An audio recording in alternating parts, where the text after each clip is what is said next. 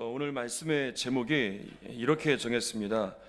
하나님이 하시는 일이 이루어집니다 라는 제목으로 말씀을 한번 나눠보겠습니다. 자, 요한복음 9장에서부터는 요한복음에 나오는 7가지 표적 중에 6번째 표적이 나오는데, 그것은 한 소경이 치유되는 사건이 나오고 있습니다. 우리가 주목해서 봐야 할 건 예수님이 이 소경의 치유의 사건을 이루시면서 어떻게 바라보시고 어떻게 행하셨는지 그 관점을 봐야 합니다. 그러면 우리는 지금 예수님이 사역하시는 방향, 바라보시는 것, 추구하시는 것, 모든 삶의 목적이 무엇인지를 우리가 말씀을 통해 알 수 있습니다. 한번 오늘 본문의 말씀을 통해서 나의 지금의 삶의 관점, 나의 삶의 방향, 정말 이것이 하나님 안에서 이루어지고 있는 것인지 함께 점검해 보는 시간이 되었으면 합니다. 자, 1절 읽겠습니다. 시작. 예수께서 길을 가실 때에 날 때부터 맹인된 사람을 보신지라. 자, 예수님께서 길을 가실 때 맹인을 만나는데, 이 맹인을 소개할 때 이렇게 소개합니다. 날 때부터 맹인된 사람. 그럼 왜 그냥 맹인이라고 하지 않고 날 때부터란 말을 붙였는가? 이건 나중에 사건을 강조하기 위해서입니다. 그건 뭐냐면 예수님이 맹인을 치유하심을 통해서 예수님의 신적인 능력, 이런 신성을 더 강조하기 위해서입니다. 자, 2절 읽겠습니다. 시작. 제자들이 물어 이르되 랍비여, 이 사람이 맹인으로 난 것이 누구의 죄로 인함이나이까? 자기이니까 그의 부모이니까? 자, 이제 예수님이 지금 바라보는 것과 제자들이 지금 바라보는 것, 그것이 너무나 다른 것임이 나타나고 있는데, 당시 유대인들은 죄의 문제 때문에 재해가 온다고 생각을 했습니다. 고통이 온다고 생각을 했어요. 그래서 이런 거예요. 부모가 죄를 지으면 이제 태아가 형성이 되는 순간부터 악한 영향이 미쳐서 지금 이와 같은 맹인과 같은 이런 장애가 온다고 생각을 했습니다. 그래서 그렇게 질문하는 거예요. 이 맹인된 사람이 부모의 죄 때문에 이렇게 된 겁니까? 저들의 죄 때문에 그렇게 됐습니까? 라고 질문을 던지는 거예요. 자, 여러분들의 생각은 어떻습니까? 부모나 조상의 죄로 인해서 그 후손들에게 어떤 결과가 있다고 생각을 합니까? 말씀에서는 이렇게 가르쳐주고 있습니다. 출애굽기 20장 5절이나 민수기 14장 18절에 보면 하나님은 사람이 죄를 짓고 회개하지 않으면 그 죄로 인한 심판이 후손들까지 임하여 벌하겠다라는 말씀도 있습니다. 그런데 하나님이 무조건적으로 조상의 죄 때문에 그 자손까지 불행하게 만드시는 것이 아니라, 하나님은 그 죄를 답습할 때, 그 죄를 끊어버리지 못하고 그대로 답습할 경우에 분명한 책임을 물으시겠다고 말씀해 주신 겁니다. 그래서 정말 중요한 게 뭐냐면 이겁니다. 우리 후손들에게 어떤 영향을 미치느냐가 정말 중요합니다. 지난 주일 저녁에도 말씀을 나눴지만 하나님의 은혜는 먼저 나에게 샘물처럼 임합니다. 믿으시면 아멘 하시죠? 네, 하나님의 은혜는 먼저 나에게 샘물과 같은 은혜가 임합니다.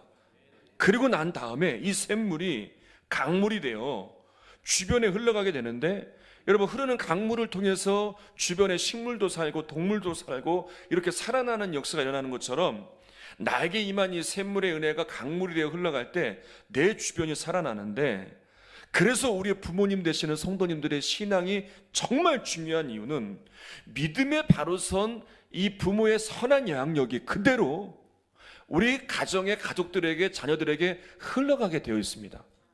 반대로 또 악한 영향력, 이 죄로 인한 악한 영향도 자녀들에게, 가정에게도 흘러가게 되어 있습니다. 지난 월요일부터 우리 교회 가을 특별 새벽 기도회가 시작이 됐습니다. 이번에는 그동안은 구약 성경도 읽고 신약 성경도 읽고 이렇게 성경을 통독했는데, 이번에 하나님이 특별한 마음을 주셔서 사도행전의 말씀을 28일 동안 한 장씩 읽고 있습니다. 그리고 이 말씀 중에 한 구절을 붙들고 그 말씀이 이루어지기를 위해 우리 매일 새벽마다 기도를 하고 있습니다. 그런데 화요일날 새벽에 하나님 주시는 깊은 깨달음이 오는 거예요. 그러면서 강력한 마음이 드는데, 지금의 이 세대가 오늘날과 같이 이런 복을 누리고 있는 것이 우리 신앙의 선배들의 눈물의 기도, 눈물의 헌신이 있었기 때문이라는 마음이 너무 강하게 오는 거예요. 여러분, 우리 믿음의 선배들은요, 일제강점기를 보내고 6.25 전쟁과 같은 그런 극심한 어려움 가운데 이런 수많은 고난의 시간들을 보내오면서 이 나라와 이 민족이 구원받기를 위해서, 정말 하나님의 복이 이 땅 가운데 임하기를 위해서 정말 눈물로 몸부림치며 기도해 왔습니다. 그리고 그 결과 지금 오늘날과 같은 이러한 놀라운 축복 가운데 우리가 살고 있어요. 그런데요, 지금의 이 세대들은 그 은혜와 복을 너무나 당연하게 여겨요. 그 어려운 시절들을 보내지 못했기 때문에 정말 많은 것을 누리며 살다 보니까 문제가 뭐냐면 영적인 갈망이 없어요. 갈급함도 없고 믿음의 선배들처럼 나라를 위해서, 후손들을 위해서 눈물 뿌려 기도하는 사람들이 많지 않다는 거예요. 그래서 정말 안타까운 일들이 생길 때 이 나라와 이 민족 가운데에 크고 작은 일들이 생길 때 비난과 정죄는 많은데요, 정말 하나님의 은혜를 구하며 기도하는 사람들의 소리들이 정말 적어지고 있는 것이 현실이에요. 하나님께서 이스라엘 백성들이 애굽의 노예로 있을 때 고통을 받으면서 하나님을 향해 애절하게 기도하며 구원해 달라고 기도합니다.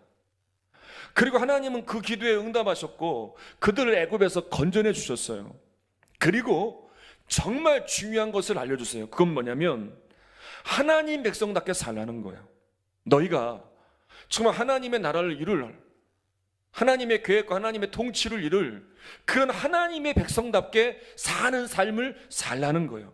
그래서 바로 어디로 이끄셨냐면, 그래서 이끄신 것이 40년의 광야였어요. 여러분, 하나님께서 그들에게 주시고자 하시는 건 가난만이 아니셨어요. 하나님 백성답게 만드셔서 하나님의 나라를 이루어가기를 원하셔서 그들과 언약도 맺으시고 말씀도 주시죠. 여러분, 하나님께서 지금 이 시대를 살고 있는 우리들에게도 똑같이 말씀하세요. 똑같이 요구하세요. 그건 뭐냐면 하나님 백성답게 살기를 원하세요. 지금에 이렇게 우리가 평안하고 정말 이렇게 귀한 삶들을 누리면서 살아가고 있는 이 삶을 왜 주셨느냐? 하나님이 진정 원하시는 건 이스라엘 백성들에게 원하신 것처럼 우리들에게도 하나님의 백성다운 삶, 하나님의 역사를 이루고 하나님의 뜻을 오늘날 이루어갈 이런 사람들이 되기를 하나님은 원하세요. 그리고 이런 선한 역사들이 우리뿐만 아니라 우리 후손들에게까지 이어지기를 원하세요. 근데요, 우리 한번 현실을 보자고요. 정말 안타까운 건 갈수록 이 세대는, 또 우리 후손들은 하나님의 계획하심에 대해 관심이 없어져요. 세상은 갈수록 악해지는데, 정말 악이 판을 치고 있는데, 정말 말도 안 되는 일들이 갈수록 일어나고 있는데, 이런 시대 가운데 깨어서 선한 영향력을 이룰 믿음의 후손들은 점점 힘을 잃어버리고 있어요. 여러분, 지난 몇 주간만 해도요, 여러분 뉴스를 보셔서 다 아실 거예요. 정말 잔인한 사건들이 일어났어요. 이제는요, 원한을 품고 사람을 죽일 때도요, 아니 아무런 상관이 없는데 단지 시비를 걸었다고 마음이 상했다고요 사람을 죽이는 세상인데, 그냥 죽이지 않고 얼마나 끔찍하게 죽였는지, 정말 그 얼굴에 칼로 얼마나 많이 그렇게 찔러댔는지 그 부검하는 의사가 놀랬다잖아요. 그러면서 뉘우치기는커녕 심신미약을 말하고 술 먹고 그랬다, 우울증 때문에 그랬다. 이게 왜 이런 말들을 합니까? 책임을 안 지려는 거예요. 죄의식이 없어요. 그저 어떻게 형량만 줄이려고 하죠. 또 지난주에 어떤 사건이 있었습니까? 한 사람만 죽이지 않았어요. 온 가족 4명을 다 죽여버렸어요. 여러분, 이 끔찍한 사건이 몇십 년 안에 일어난 것도 아니에요. 지난 2주간 안에 일어났던 끔찍한 일들이에요. 지난 새벽 내내 기도하면서 정말 이런 현실 가운데 살아가고 있는 우리의 자녀들, 우리 후손들을 생각하니까 막 눈물이 나는 거예요, 눈물이. 이런 시대적인 상황 가운데 정말 더 바로 세워져서 깨어 있어야 하는데 현실은 그렇지 못하는 것에 대해서 목사로서 너무나 큰 책임이 느끼면서 정말 마음이 안타까운 거예요. 그래서 그날 청년들에게 다 카톡을 보내고 연락을 하고 어떻게 지내는지 연락을 해봤어요. 조금 이야기가 무거워져서 한 가지 좀 이야기를 하려고 하는데, 신앙생활을 잘하는 한 청년이 군대를 갔습니다. 이 청년이 군대에서도 신앙을 잘 지키려고 하는데 기도를 하고 싶은데 기도할 시간이 없잖아요, 군 생활하면서. 근데 가만히 보니까 보초를 쓰면서 기도를 해야 되겠다. 그래서 가만히 보니까 언제 가장 기도하기 좋을까? 새벽 시간 한 3시부터 5시까지가 가장 방해도 받지 않고 기도하기 좋더라고요. 그래서 그때 아예 부탁을 했어요, 고참들한테. 또 당직 쓰는 우리 장교한테 부탁을 해서 제가 앞으로 매일마다 3시부터 5시까지 근무를 쓰겠습니다, 그렇게 좀 해달라고. 놀란 거예요. 고참들이 이런 놈이 다 있나.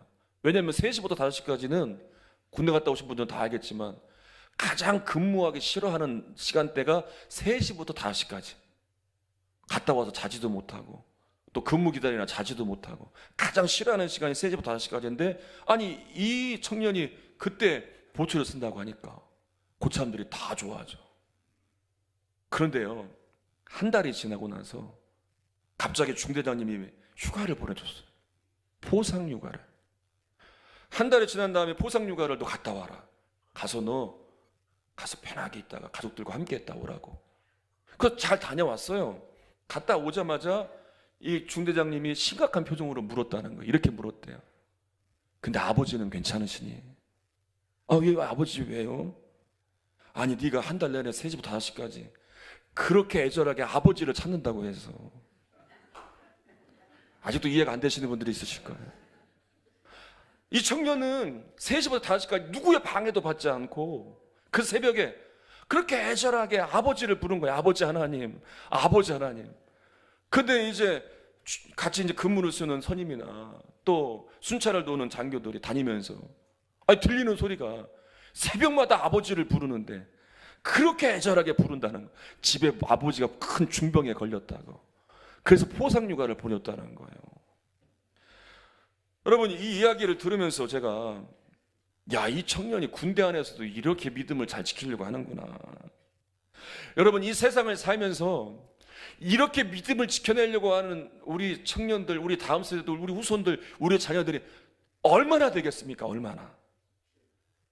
그렇게 살아내지 못하고 쉽게 포기하는 그들의 믿음도 문제겠지만 먼저 또 하나의 문제가 있어요. 그거는 뭐냐면 믿음의 선배들, 믿음의 부모님들의 영향력에 문제가 있는 거예요. 여러분들이 살아내는 그 믿음의 삶의 영향력들은 정말 강력합니다. 그것은 그걸로 끝나는 게 아니라 반드시 강물이 되어, 흐르는 강물이 되어 우리 자손들, 우리 믿음의 후손들에게 임하게 되어 있어요. 흘러가게 되어 있어요. 여러분들이요, 고난 가운데, 이 어려움 가운데, 이 약한 세대 가운데 믿음을 지켜내고 몸부림치며 기도하며 그 믿음을 이어가 주는 것, 이게 결코 헛되지 않습니다. 우리 신앙의 선배들이 이 물려준 이 놀라운 은혜의 역사를 우리가 누리고 있는 것처럼 우리의 그 믿음의 인내, 믿음의 기도가 우리 후손들을 살려내게 될 거예요. 여러분들이 흘려보내는 이런 선한 영향력들이 여러분의 자녀들과 여러분들의 후손들에게 생수의 강이 되어 흘러가는 역사가 일어나기를 주님의 이름으로 축원합니다. 자, 이제 제자들의 질문을 통해서 또 한 가지 깨달을 수 있는 게 뭐냐면 제자들이 사람을 대하는 마음을 우리는 짐작할 수 있어요. 예수님이 사람을 대하는 것과 제자들이 사람을 대하는 것과는 너무나 달랐어요. 그러니까 제자들은 맹인을 바라보면서 어떻게 바라보냐면 정죄하는 눈으로 바라봐요. 그래서 무슨 죄를 지었길래 저런 장애를 얻게 되었느냐, 그렇게 바라보고 있어요. 그런데 예수님의 시각은 달라요. 긍휼히 여기시는 마음으로, 어떤 편견을 갖고 대하시는 게 아니라 이 사람 역시도 하나님의 역사를 이룰 귀한 사람으로 보세요. 지난 화요일부터 이제 중보기도 팀과 기도학교를 시작을 했습니다.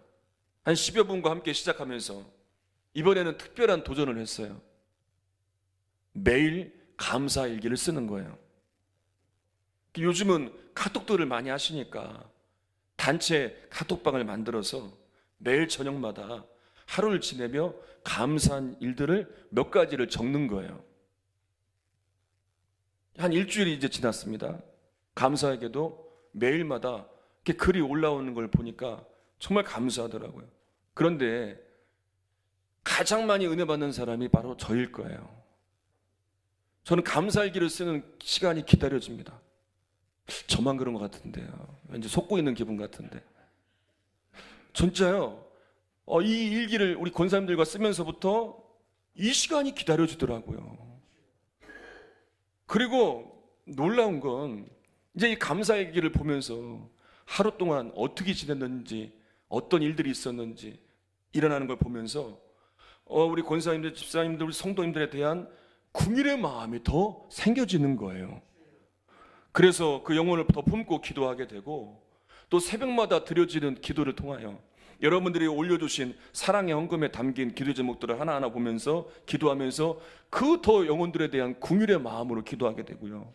또 매일 교인들을 놓고 중보기도 하면서 또 한 주간 주일날 또 참석하지 못한 분들의 이름을 적고 우리 아이들 청년들의 이름을 다 적어가면서 기도하면서 예전보다 더 깊은 긍휼의 마음을 하나님이 부어주시는 거예요. 어제도 토요일날 예배를 마치고 중고청 예배를 마치고 아이들과 짧은 시간이었지만 짜장면을 먹으면서 또 청년들과 대화를 몇 명과 하면서 고민을 잠깐 나누면서 그때도 하나님 부어주시는 긍휼의 마음이 생기는 거예요. 그러면서 깨닫는 거예요. 영혼들에 향하여 주시는 이 긍휼의 마음은 주님이 주시는 거구나. 이 주님이 주시는 긍휼의 마음을 갖게 되니까 사람을 바라보면서 대하는 것도 달라지게 되고 편견을 바라보고 대하는 게 아니라 정말 그 사람의 마음을 동감하게 되고 정말 안타까운 마음으로 함께 기도하게 되며 그렇게 예수님의 마음을 품고 대하게 되는구나. 여러분, 제자들이나 맹인이나 다 똑같이 구원받아야 될 연약한 인간일 뿐이에요. 제자들이 더 나은 것도 없어요. 제자들이 더 건강하다고, 장애가 없다고 더 나을 것도 없단 말이에요. 그래서 맹인을 무시하거나 어떠한 정죄하거나 판단할 근거가 하나도 없어요. 그런데 제자들이 마치 의인인 것처럼 왜 무슨 죄 때문에 저러느냐 정죄하는 시선으로 바라보는 것 자체가 잘못된 것은 지금 예수님에게 임한 이 긍휼의 마음이 없는 거예요. 여러분, 우리 마음에 정말 들어오지 말아야 될 마음이 있어요. 그건 뭐냐면 바로 교만의 마음이에요. 이 교만이 얼마나 다른 사람을 무시하고 정죄하고 비난하게 만드는지 몰라요. 내가 늘 남보다 낫다고 여겨요. 그래서 신앙적인 경험이나 어떠한 직분이나 어떠한 것들을 내세우면서 자꾸만 가르치려고만 해요. 여러분, 만약에 사람을 변화시킬 때 말로만 변화시킨다고 했다면 창세기 1장 1절부터 그렇게 나왔을 거예요. 창세기 1장 1절부터 남편에게 잔소리해라, 자녀들에게 잔소리해라. 그러면 바뀔 것이다. 고린도전서 13장 13절도 바뀌었을 거예요. 믿음, 소망, 사랑보다 제일 좋은 것 잔소리이다. 그렇게 바뀌었을 거예요. 근데 그렇게 말하지 않아요. 성경은 뭐라고 말하냐면 믿음, 소망, 사랑, 제일은 사랑이라. 뭘 말합니까? 삶이라는 거예요. 정말 삶에 사랑이 있는 삶, 겸손이 있는 삶, 예수 믿는 사람으로 사는 그 삶을 통한 긍휼의 심정이, 이 긍휼의 마음으로 대하는 그 삶이 바탕이 된 그 삶이 영혼을 변화시키는 능력이 되는 거예요. 여러분, 그래서요, 그 삶을 살아내라고 여러분 가정에 여러분들을 보내셔서 믿음을 주신 거예요. 그 사람을 붙여주신 거예요. 여러분들의 자녀를 붙여주신 거예요. 세워주신 거예요. 왜요? 그 삶으로, 긍휼의 심정으로 기도하고 도우며 선한 영역을 행사하라고요.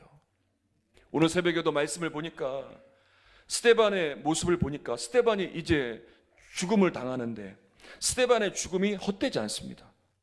복음을 전하다가 돌에 맞아 죽습니다. 얼마나 억울할까요? 그런데 돌을 던지는 그들을 향해 하나님께 기도하며 그들을 용서해 달라고 합니다.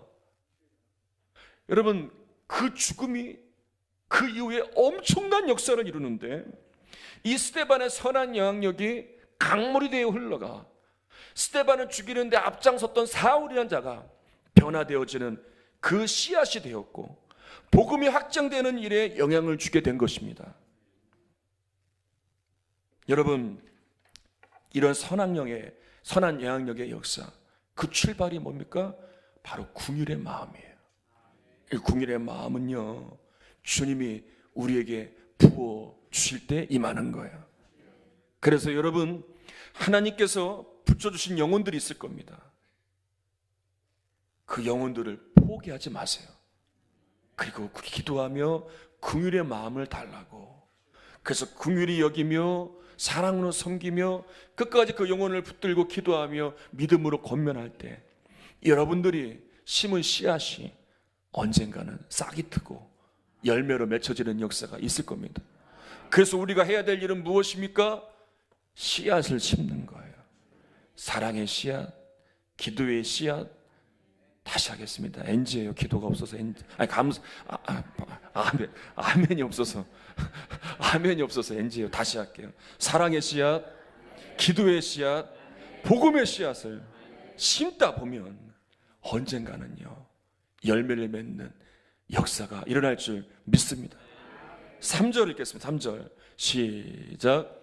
예수께서 대답하시되 이 사람이나 그 부모의 죄로 인한 것이 아니라 그에게서 하나님이 하시는 일을 나타내고자 하심이라.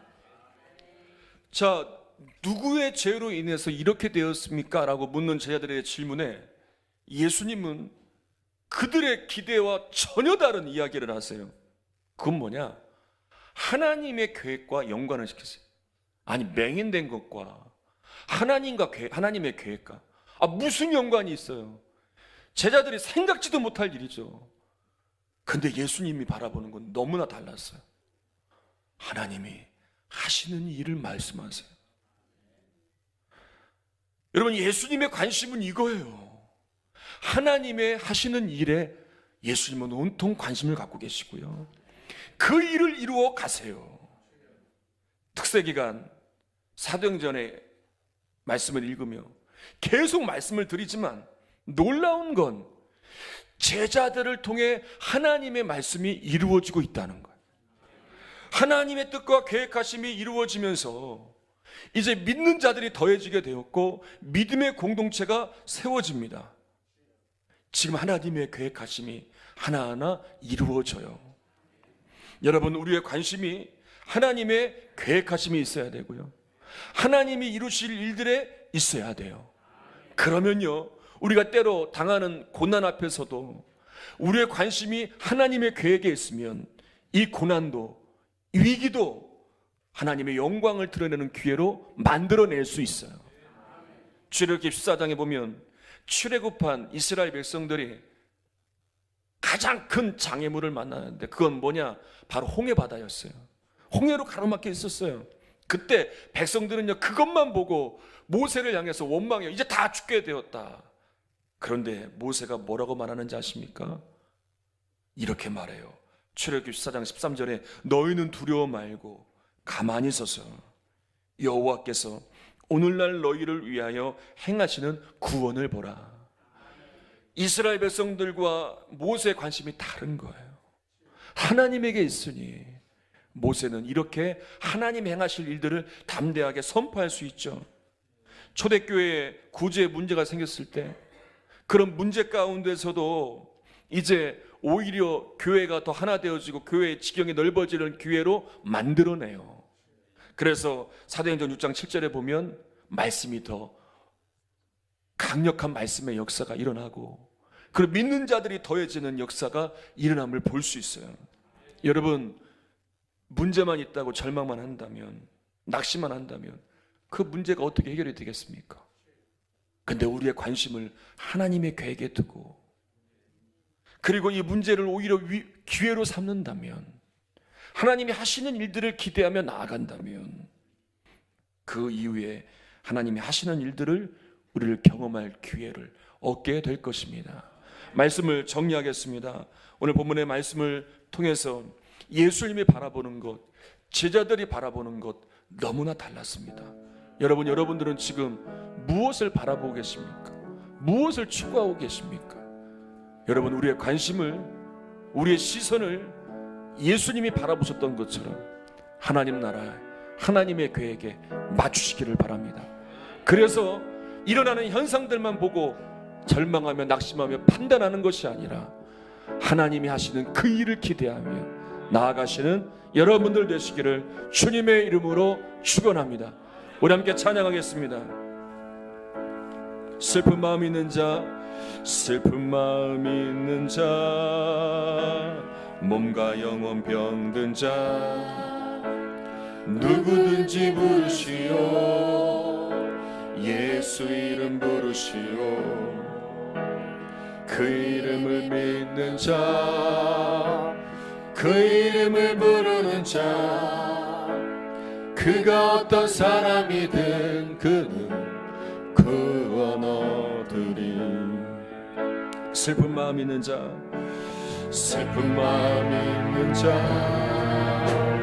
몸과 영혼 병든 자, 누구든지 부르시오. 예수 이름 부르시오. 그 이름을 믿는 자,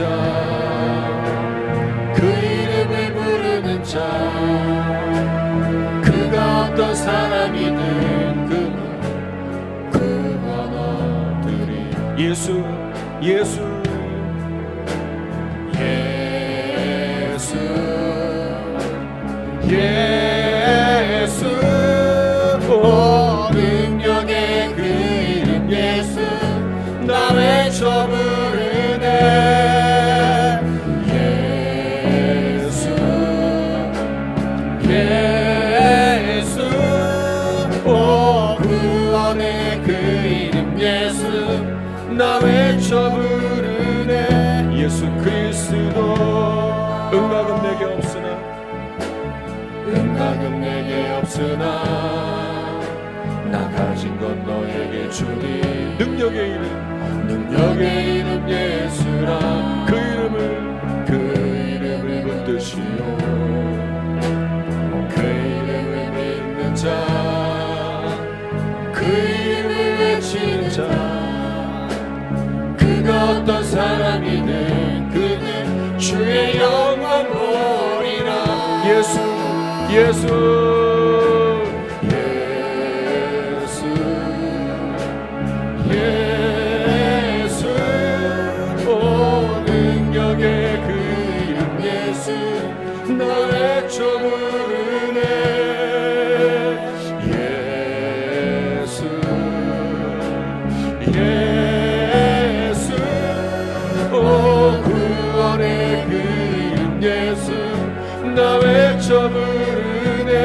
예수 그리스도, 하나님 사랑의 눈으로, 하나님 사랑의 눈으로 너를 어느 때나 바라보시고, 하나님 인자하기로서, 하나님 인자하기로서 언제나 너에게 기울이시니 어둠에 밝은 빛을 비춰주시고, 너의 작은 신음에도 응답하시니 너는 어느 곳에 있든지 주를 향하고 주만 봐. 우리 다 같이 일어나서 우리 믿음으로 고백하겠습니다. 하나님 사랑해, 하나님 사랑해. 너를 어느 때나 바라보시고, 너를 어느 때나 바라보시고, 하나님 인자하기로서, 하나님 인자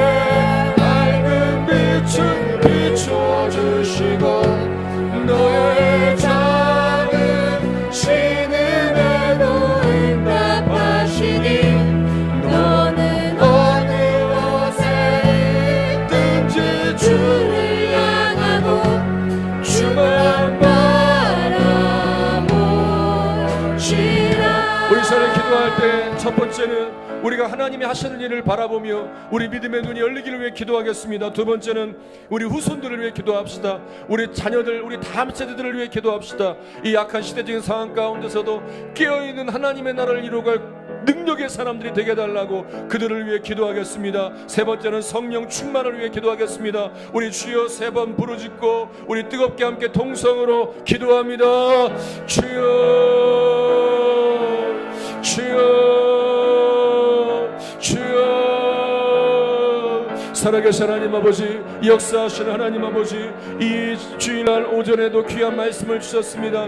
하나님, 정말로 예수님이 바라보시고 추구하셨던 하나님의 나라와 하나님의 하시는 일들, 또 영혼을 향한 궁일의 마음을 품으셔서 예수님께서 정말 맹인을 향하여 하나님이 하시는 일을 말씀하십니다. 그리고 제자들을 향하여서도 그들에게 사명을 보여주실 때 하나님 나라와 하나님의 계획을 바라보며 복음의 증인된 삶을 살아가라고 말씀하셨을 때 그들이 사도행전의 역사를 통하여 그들이 정말 하나님의 계획과 하나님의 뜻을 이루어갈 인생으로 놀랍게 변화된 것을 바라봅니다. 하나님, 우리들도 이렇게 우리의 생각과 가치관이 온전히 하나님께 향하게 해주시고 변화된 우리를 통하여 하나님 나라의 일들, 하나님의 위대한 계획들이 이루어짐을 경험하게 해주시옵소서. 그렇게 세움받은 우리들이 하나님의 영광의 나라를 위하여 복음의 역사를 위하여 아름답게 쓰임받기를 원합니다. 하나님, 무엇보다 우리 믿음의 후손들을 붙들어 주시옵소서. 하나님, 우리의 믿음의 정말 선진들이 이렇게 우리에게 귀한 것을 물려주었습니다. 오늘 이렇게 마음껏 누리며 살 수 있는 은혜와 복을 정말 주신 것은 그들의 믿음의 역사를 통하여 고통과 압제 가운데서도 하나님을 향해 부르짖는 믿음의 기도와 헌신들을 통하여 오늘날과 같은 이런 놀라운 축복을 경험하게 되었습니다.